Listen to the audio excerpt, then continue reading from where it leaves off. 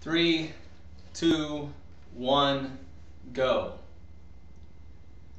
Wednesday night NBA action. This is Across the Board with Jeff Grant here at SBRforum.com. I'm going to take a look at the Denver Nuggets versus the Brooklyn Nets at the Barclays Center in Brooklyn. The last game before the NBA All-Star break for both of these teams, and there is no betting line in the market. Especially tough week for the NBA in terms of being a handicapper, so definitely use money management, and if you don't like a game, don't force it. There are plenty of games ahead, especially in college basketball, as I just shot a video with the Duke Blue Devils hosting the North Carolina Tar Heels. You'll definitely want to check that one out at SBRvideo.com. When you look at the Nuggets, they've lost their last 2 games of their current 4-game road trip. That includes a 109-108 setback to the Toronto Raptors last night as 1.5-point underdogs. They played without the services of Danilo Gallinari and also Andre Iguodala. Those are 2 starters for this team.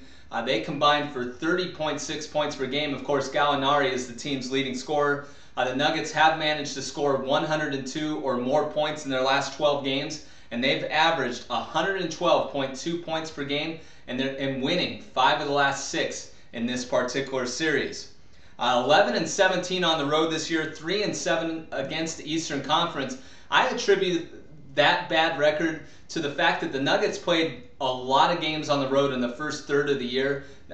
Their recent run has been spurred by the fact that they've played at the Pepsi Center a lot, but this team over the past few years, especially under George Karl's direction, has fared very well against Eastern Conference opponents on the road. So definitely kind of push that to the side when handicapping this game. 10-4 ATS when playing their last 14 games on 0 days rest. A lot of that attributes to the fact that this team has a lot of depth, but it may be challenged a little bit if some of these injured players aren't able to go, and the fact that Karl may elect to rest some of his players that are injured because the All-Star break is on the horizon. Point guard Ty Lawson figures to have another good offensive game. He scored a game-high 29 points against the Raptors last time out, and he will not be going against Brooklyn starting point guard Darren Williams, who is now out until after the All-Star break. He's dealing with an ankle injury on both his left and right ankle.